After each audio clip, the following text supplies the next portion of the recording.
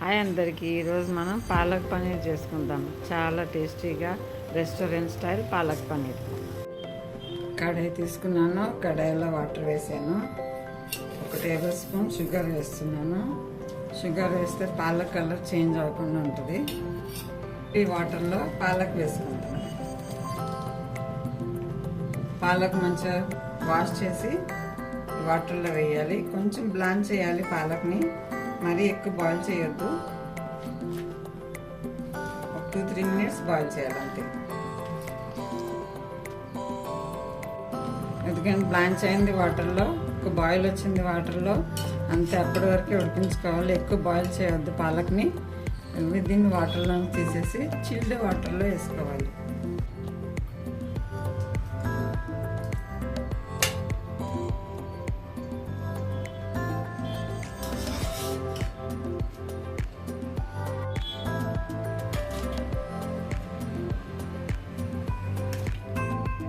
Chill వాటర్లో వేస్తే palak colour change అవ్వకుండా ఉంటుంది. ఇంకా కుకింగ్ ప్రాసెస్ కూడా స్టాప్ అయిపోతుంది. మనకి పాలక్ ఎక్కువ మెత్తగా ఉడకద్దు, కొంచెం లైట్గా బ్లాంచ్ చేస్తే చాలు. ఇప్పుడు దీన్ని మనం గ్రైండ్ చేసుకోవాలి. పాలక్ మిక్సీ జార్లో వేసుకున్నాను. చిల్డ్ వాటర్లో నుంచి తీసి పాలక్ మిక్సీ జార్లో వేసుకున్నాను. ఇప్పుడు దీనిలో కొంచెం కొత్తిమీర, ఇంకా 2 పచ్చిమిర్చి గ్రైండ్ చేసుకోవాలి. మెత్తగా ప్యూరీ చేసుకోవాలి. దీన్ని ఫైన్ పేస్ట్ చేసుకోవాలి. ఇక్కడ 3 టమాటోస్ తీసుకున్నాను, కొన్ని కాజు, ఇంకా అల్లం వెల్లుల్లి పేస్ట్ తీసుకున్నాను. మీరు కావాలంటే అల్లం వెల్లుల్లి పేస్ట్లో అల్లం ఇంకా వెల్లుల్లి కూడా తీసుకోవచ్చు. ఇప్పుడు ఇది కూడా గ్రైండ్ చేయాలి. కడాయిలో కొంచెం బటర్ వేస్తున్నాను. బటర్ వేస్తే టేస్ట్ బాగుంటుంది.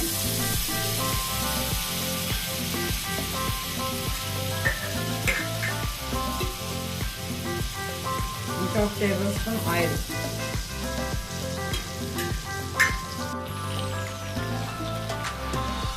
ఆనియన్, పచ్చిమిర్చి వేస్తున్నాను. 2 పచ్చిమిర్చి తీసుకున్నాను. పెద్ద 2 ఆనియన్స్ తీసుకున్నాను. పెద్ద 2 ఆనియన్స్ తీసుకున్నాను. 2 పచ్చిమిర్చి తీసుకున్నాను. సన్నగా కట్ చేసుకోవాలి. ఇప్పుడు ఇది ఆయిల్లో ఫ్రై చేసుకోవాలి.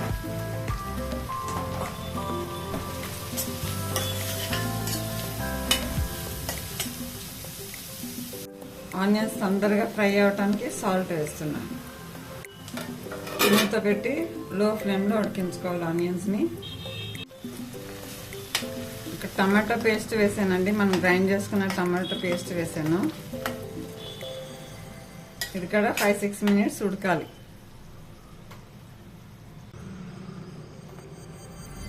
కొన్ని వాటర్ వేసి ఉడికించుకుందాం. మిక్సీ జార్ కరిగిన వాటర్. ఎందుకంటే ఆయిల్ పై సెపరేట్ అవుతుంది కదా, ఇక్కడి వరకు ఉడికించుకోవాలండి. మన టమాటోస్, ఆనియన్స్ మంచిగా ఉడికినాయి ఇక్కడ. ఇప్పుడు పాలక్ ప్యూరీ వేస్తున్నా.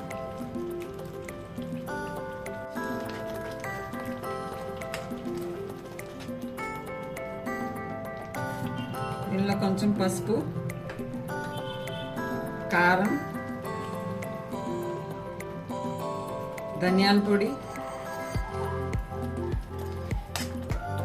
ఇప్పుడు ఈ పాలక్ కూడా మంచిగా ఉడికే వరకు 5-6 మినిట్స్ ఉడికించుకోవాలి లో ఫ్లేమ్లో. కొంచెం వాటర్ వేస్తున్నాను.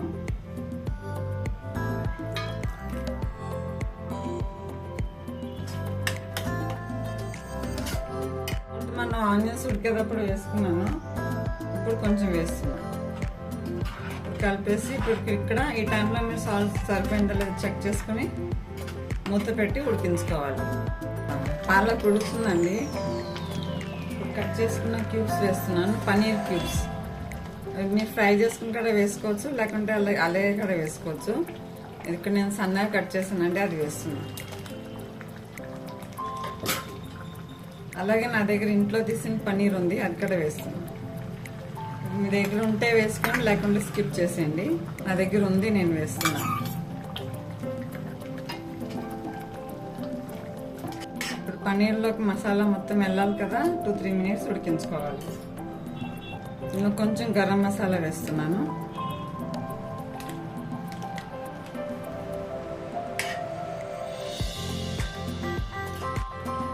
ఇప్పుడు ఫ్రెష్ క్రీమ్ వేస్తున్నాను. ఫ్రెష్ క్రీమ్ అన్నా మలయన్న ఇంట్లో మలయన్న వేసుకోవచ్చు. చాలా క్రీమీగా టెక్స్చర్ చాలా బాగుంటుందండి. ఇలా చేసుకోండి. రెస్టారెంట్ స్టైల్ పాలక్ పన్నీర్ చాలా సూపర్గా ఉంటుందండి. మనం దీంట్లో పుల్కాతో కన్నా చపాతీతో అన్నా తినొచ్చు, రైస్లో కూడా తినొచ్చు. చాలా క్రీమీ టెక్స్చర్గా బాగుంటుందండి పాలక్ పన్నీర్. తడకా ప్యాన్ తీసుకున్నాను.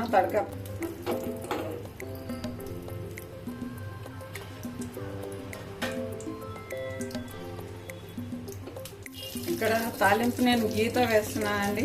గీతో వేస్తే చాలా టేస్టీగా ఉంటుంది. ఇప్పుడు దీనిలో కొంచెం కారం, 1 టేబుల్ స్పూన్ ఫుల్ కారం వేసాను. ఇప్పుడు ఈ తడక మనం కర్రీలో వేసుకుందాం.